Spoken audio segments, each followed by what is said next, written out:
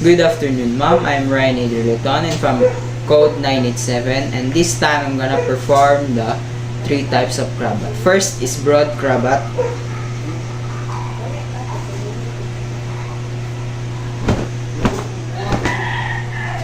This is the broad cravat. Second is the semi-broad cravat.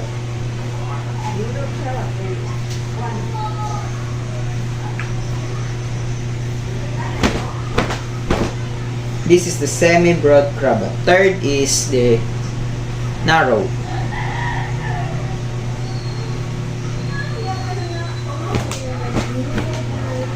And this is the narrow.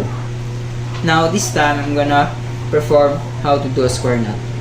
The left and tails are in the top, right and tails. So do this left over right, and then your right and tails, your left and tails are now in the right and tails. So right and your right and tails are now in the left and tails. So your right and tails are now in the top of the left and tails. Then crisscross.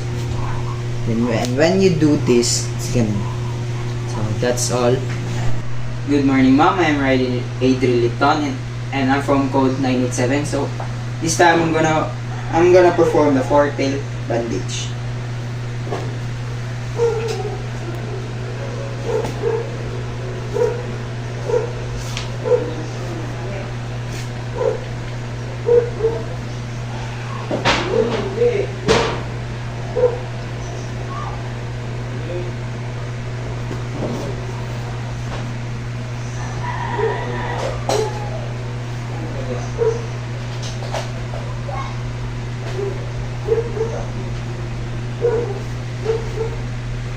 And this is how you do the four-tail bandage.